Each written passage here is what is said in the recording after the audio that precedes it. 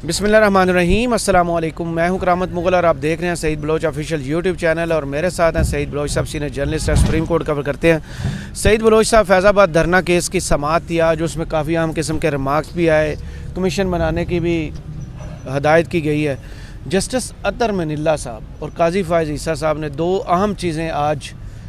कही हैं, रिमार्क्स दिए हैं। एक तो अबसार आलम साहब की सहूलतकारी की गई है कि उन्हें शायद ओहदे पर बहाल करने की बात हुई है, और दूसरा जस्टिस अतर मिनिल्ला ने आर्मी चीफ को हटाने का मुतालबा किया। ये हुआ क्या? बहुत शुक्रिया करामत मुगल साहब। देखें, आज की समाअत के ना तीन अहम हिस्से हम उसके बना सकते हैं। एक तो ये है कि चीफ जस्टिस काजी फ़ाइज़ ईसा साहब की जानिब से आज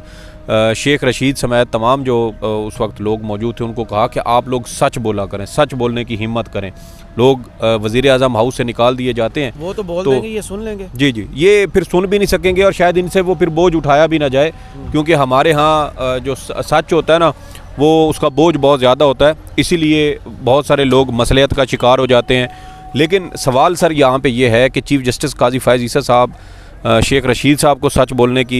तलकीन कर रहे हैं, नसीहत कर रहे हैं, उनको समझा बुझा रहे हैं, उनको कह रहे हैं कि आप सच बोलें। और ये भी कहा नबी पाक की एक हदीस का हवाला देते हुए कि मोमिन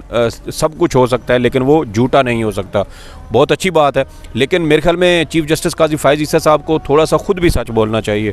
और सच बोलें और फिर उस सच का बोझ भी उठाएं, हिम्मत पकड़ें, आवाम को आगाह करें। और सच इनको क्या बोलना चाहिए? आज इन्होंने कहा कि सियासतदानों के हवाले से, तो ये जब चीफ़ जस्टिस नहीं बने थे गालबन, तो फैसल वावडा जो मुक़्तदर हलकों के बहुत ज़्यादा करीब समझे जाते हैं, इन्होंने टैलन न्यूज़ के ऊपर रऊफ़ कलासरा साहब के प्रोग्राम में एक दावा किया था कि फैज़ाबाद धरना नज़रसानी केस 28 सितंबर को समाअत के लिए मुकर्रर होगा। और फिर हमने देखा कि 28 सितंबर को ही फैज़ाबाद धरना केस समाअत के लिए मुकर्रर हुआ। चीफ़ जस्टिस साहब ने आज दौरान समाअत कहा कि माजी में सुप्रीम कोर्ट और आवाम मैनुपुलेट होते रहे हैं, सिस्टम को मैनुपुलेट किया जाता रहा है। तो अगर माजी में सर किया जाता रहा है तो फिर आप इस वक्त चीफ़ जस्टिस हैं, आज़ाद मंश जज हैं, आप हमें बता दें कि आपके दौर में एक शख्स जो गैर मुतलका है, जिसको सुप्रीम कोर्ट के अंदरूनी मामलात तक जिसकी शायद रसाई नहीं है, उसको अंदाज़ा नहीं है, उस शख्स को कैसे पता चल जाता है कि सुप्रीम कोर्ट में फ़लाँ केस फ़लाँ तारीख़ को मुकर्रर होगा। और कई दिन पहले वो शख्स टीवी पे आके इसका दावा भी कर देता है और वो दावा फिर बाद में उसका सच भी निकल आता है। आप बताएं, फिर हम क्या ये समझने के क्या हम ये समझ लें कि सुप्रीम कोर्ट की काज लिस्ट कहीं और बनती है और वो उन लोगों को भी, बाहर के लोगों को पता होता है कि कौन सा केस कहाँ पे होगा? क्योंकि आज तो चीफ़ जस्टिस साहब ने खुद कहा कि माजी में सुप्रीम कोर्ट इस तरह से मैनुपुलेट की गई कि कौन सा केस फ़िक्स करना है, कौन सा नहीं करना, ये चीज़ें भी जो है वो बाहर तय हुई हैं। तो सर फिर आप बता दें कि आपके दौर में काज लिस्ट बाहर तैयार हो रही है, बाहर के बंदों को कैसे पता चल जाता है? और कई दिन पहले पता चल जाता है कि सुप्रीम कोर्ट में फैज़ाबाद धरना केस की समाअत से पहले जी, और फैज़ाबाद धरना केस की समाअत जो है वो 28 सितंबर को होगी और आपकी अदालत में वो केस समाअत के लिए मुकर्रर हो जाता है। तो मेरे ख्याल में चीफ़ जस्टिस काजी फ़ाइज़ ईसा साहब को ख़ुद भी थोड़ा सा सच बोलना चाहिए, क्योंकि जब तक ये सच नहीं बोलेंगे तब तक मेरे ख्याल में इनकी बातों का आवाम के ऊपर और दीगर लोगों के ऊपर भी असर नहीं होगा। क्योंकि आप जिस चीज़ के ऊपर अमल नहीं करते उसकी तलकीन आप दूसरों को करेंगे तो सबसे पहले उंगली आपके ऊपर उठेगी कि हजूर आप ये काम खुद नहीं करते, आप मुझे इसकी तलकीन कर रहे हैं। तो मेरे ख्याल में चीफ़ जस्टिस साहब को खुद हिम्मत करके ये सच आवाम को बताना चाहिए कि एक शख्स इतने दिन पहले कैसे दावा कर देता है कि ये केस फ़लाँ तारीख़ को मुकर्रर होगा और फ़लाँ तारीख़ को आपकी अदालत में वो केस मुकर्रर हो जाता है। आप भी हिम्मत करके आवाम को सच बताएं। दूसरी अहम बात सर आज केस की समाअत के दौरान ये हुई कि आपको याद है गुज़श्ता साल जो साबिक़ वज़ीर-ए-आज़म इमरान ख़ान साहब थे, जब इनकी हुकूमत उस वक्त अदम एतमाद का सामना कर रही थी, तो अचानक इस्लामाबाद हाई कोर्ट की जानिब से एक जो है वो रात को अदालत खोली गई थी और उस वक्त कहा गया था कि इमरान ख़ान साहब मुमकिन तौर पर वज़ीर आज़म साहब को हटा सकते हैं, उसको आर्मी चीफ कमर जावेद बाजवा साहब को हटा सकते हैं। एक दरख्वास्त जो अतर मिनल्ला साहब अचानक उनकी अदालत में एक दरख्वास्त दायर होती है। सुप्रीम कोर्ट भी खुलने कहा गया था और हाई कोर्ट भी खुल जी, और हाई कोर्ट भी रात को खुल गई थी और अचानक कहा गया कि एक दरख्वास्त हाई कोर्ट में दायर हुई है और chief justice Islamabad high court उसके ऊपर मुमकिन तौर पर समाअत भी करेंगे। और वो दरख्वास्त क्या थी? वो दरख्वास्त दरअसल मार्च 2022 में वो दरख्वास्त तैयार हुई और 9 अप्रैल की रात को वो इस्लामाबाद हाई कोर्ट में अचानक दायर हो जाती है। यानी ये चीज़ें सारी उस वक्त पहले से तैयार करके इन्होंने रखी हुई थी। और कि क्या अगर इमरान खान आर्मी चीफ़ को ओहदे से बरतरफ करते हैं तो फिर ये दरख्वास्त फ़ौरी तौर पर समाअत के लिए मुकर्रर होगी और वज़ीर आज़म के उस इक़दाम को फ़ौरी तौर पर स्टे ऑर्डर कर दिया जाएगा या उसको कलअदम करार दे दिया जाएगा। तो आज केस की समाअत के दौरान जस्टिस अतर मिनल्ला साहब ने कहा कि जो कमीशन बनाया गया है वो तमाम लोगों को बुलाने का वो उसके पास इख्तियार होगा और जो नहीं जाएगा फिर उसके मुमकिन तौर पे गिरफ़्तारी भी का जो इख्तियार है वो भी कमीशन के पास होगा। तो सर सवाल ये है कि आप यहाँ तो बैठ के ये बात कर रहे हैं कि वज़ीर आज़म के पास ये इख्तियार होता है कि अगर आर्मी चीफ़ कोई गलत काम करें तो वो उनको ओहदे से बरतरफ कर दें। तो जब ये अथॉरिटी अगर इमरान खान साहब 9 अप्रैल 2022 की रात को इस्तेमाल करने लगे थे तब आपने अब भाग के अदालतें खोल ली थी कि एक वज़ीर आज़म कहीं अपने जो उसका हक़ है, जो उसका इख्तियार है, जो आईन पाकिस्तान ने, जो कानून ने, जो दीगर ज़वाबित ने उसको दिया हुआ है कि वो उसका कहीं इस्तेमाल करके किसी आर्मी चीफ़ को बरतरफ ना कर देता। आपने उस वक्त रात को किस हिसाब से अपनी अदालत खोली थी और एक दरख्वास्त जो मार्च 2022 में तैयार हुई थी वो 9 अप्रैल 2022 की रात यानी तकरीबन 2-3 हफ्ते के बाद आपकी अदालत में समाअत के लिए मुकर्रर हो जाती है। सुप्रीम कोर्ट से भाग के गए थे कि वहाँ आ गई है बड़ी खबर वहाँ से जी जी जी जी अगर इस तरह की कोई खबर उस वक्त हो जाती तो ये समाअत के लिए मुकर्रर होती और इम्कान यही था कि chief justice Islamabad high court जो उस वक्त के चीफ जस्टिस दाग धोने के लिए आपको पता है ना शेर मज़ारी वाला और शहीद की जमानत वाला रात को फिर 12 बजे किया था, रात को खोली थी और इन्होंने बाकायदा रिमार्क्स भी दिए थे कि अदालत जो है वो सिर्फ बड़े लोगों के लिए, हाँ वो सिर्फ बड़े लोगों के लिए नहीं खुलती, किसी भी साइल के लिए उसको अदालत किसी भी वक्त रिलीफ दे देती है। तो ये सर आपका ही वो सारा इकदाम थे, आपका ही ये डाला हुआ वो गंद था जिसकी बाद में आप सफाइयाँ देते रहे, जिसके दाग आप खुद धोने की कोशिश करते रहे। तो कहने का मकसद सर ये है कि जब वज़ीर आज़म के इख्तियारात इस्तेमाल करने का एक इम्कान नज़र आ रहा था तो आपने फ़ौरन अपनी अदालत खोल ली थी। और उस वक्त तो देखे ना पब्लिक सेंटिमेंट उस वक्त क्या था, उस वक्त हर कोई यही कह रहा था कि इस्लामाबाद हाई कोर्ट मुमकिन तौर पे मुक़्तदर हलकों की सहूलतकारी कर रही है, वरना एक वज़ीर आज़म का इख्तियार है वो किसी उस अपने जो उनके बराह रास्त मतहत आते हैं उस अफसर उसको वो बरतरफ कर सकते हैं। तो ये आज बड़ी अहम किस्म की ऑब्जर्वेशन जस्टिस अतर मिनल्ला साहब की जानिब से दी गई कि अगर आर्मी चीफ़ कोई गलत काम करे तो प्राइम मिनिस्टर को ये इख्तियार है कि वो उसको ओहदे से बरतरफ कर दें। तो मुझे वो याद आ गई कि जब एक मौका आया था किसी तरह हमें नज़र आ रहा था कि शायद पाकिस्तान में कोई वज़ीर आज़म अपने इख्तियारात का इस्तेमाल करते हुए किसी आर्मी चीफ़ को बरतरफ कर सकता है। तो उस वक्त यही अदालतें फ़ौरी तौर पर जो है वो हरकत में आई और इन्होंने जो है वो उनकी सहूलतकारी शुरू कर दी थी। तो कितने अरसे तक बाद में अतर मिनल्ला साहब अपने वो सफाइयाँ देते रहे और कहते रहे कि नहीं उस रात तो अदालत इस मकसद के लिए नहीं खुली थी। चले वो ये तारीख़ का ये एक हिस्सा है जो जब आगे तारीख लिखी जाएगी तो मज़ीद किरदार भी इस हवाले से सामने काजी साहब बड़े हमायती बन के सामने आए। अबसार आलम साहब के जो पैमरा के चेयरमैन थे जिनको लाहौर हाई कोर्ट ने हटाया था कि आपकी क्वालिफ़िकेशन नहीं है, आपकी सैलरी ज़्यादा है, वो वापस करेंगे, वो सारे मामलात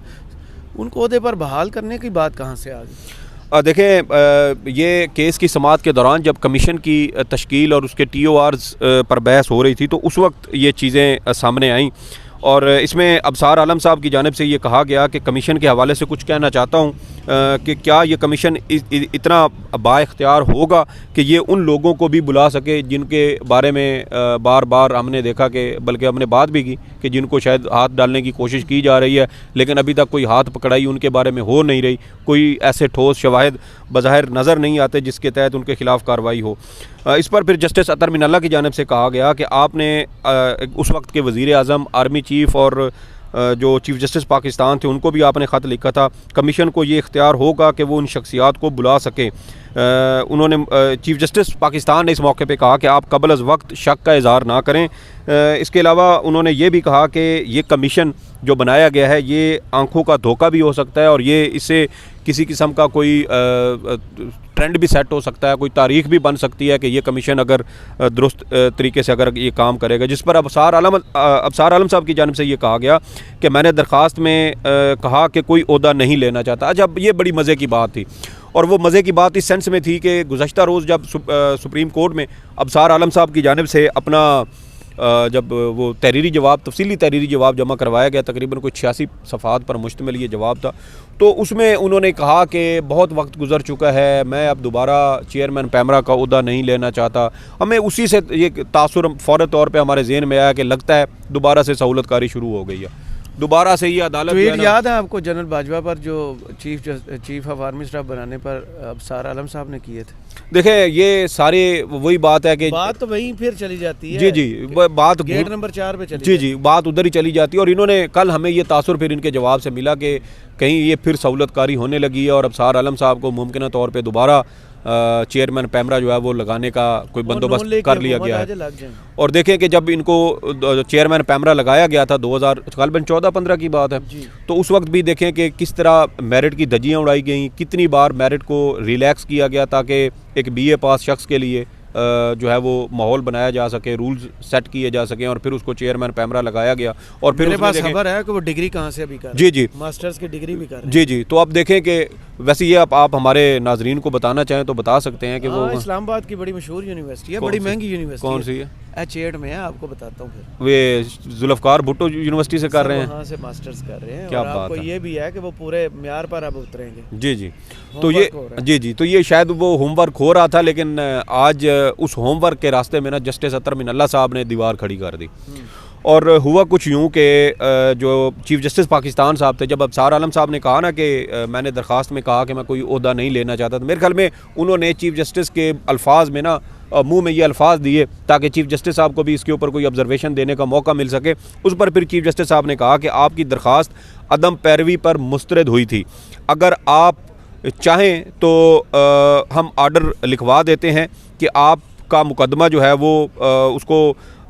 आपका मुकदमा की दरख्वास्त जो है वो भी मुतलका फ़ोरम पर आप उस हवाले से रुजू कर सकते हैं। ये चीफ़ जस्टिस ने कहा कि हम अपने आर्डर में लिखवा देते हैं। तो उस पर फिर जो जस्टिस अतर मिनल्ला साहब थे उन्होंने बड़ी अहम ऑब्जर्वेशन दी। उन्होंने कहा कि सुप्रीम कोर्ट जो काम बराह रास्त नहीं कर सकती वो बिलवास्ता भी नहीं कर सकती।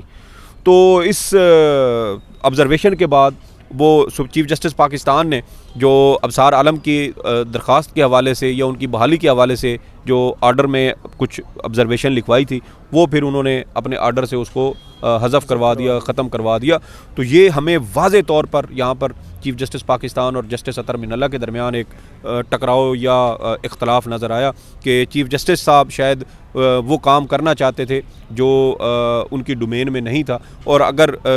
अबसार आलम साहब को इतनी उनकी दिलचस्पी थी कि वो चेयरमैन पैमरा के लिए अपनी दरख्वास्त बहाली के ऊपर वो उसकी पैरवी करते, तो फिर वो जब सुप्रीम कोर्ट में ज़ेर समाअत थी वो उस वक्त पेश होते, अपने केस का दिफा करते, अपने केस के ऊपर उसको बाकायदा उसको कंटेस्ट करते और उसके बाद मुमकिन तौर पे वो जीत जाते। उस वक्त शायद इन्होंने ये समझा कि अदालत से मेरी दोबारा सुबकी होगी, क्योंकि जो ऑब्जर्वेशन लाहौर हाई कोर्ट इनकी तैनाती के हवाले से दे चुकी थी, उसके बाद मेरे ख्याल में शायद सुप्रीम कोर्ट के पास भी कोई गुंजाइश नहीं बचती थी कि वो इस हवाले से कुछ करती। तो हमें फिर उस वक्त हमें ये महसूस हुआ कि शायद चीफ़ जस्टिस साहब अबसार आलम साहब की दोबारा तैनाती के हवाले से कोई बड़ी सहूलतकारी का किरदार अदा करना चाहते थे, लेकिन जस्टिस अतर मिनल्ला साहब ने वो रंग में भंग डाल दी और उन्होंने जो सख्त मौक़िफ़ अपनाया, उसके बाद मेरे ख्याल में चीफ़ जस्टिस पाकिस्तान के पास कोई और रास्ता नहीं था सिवाय इसके कि वो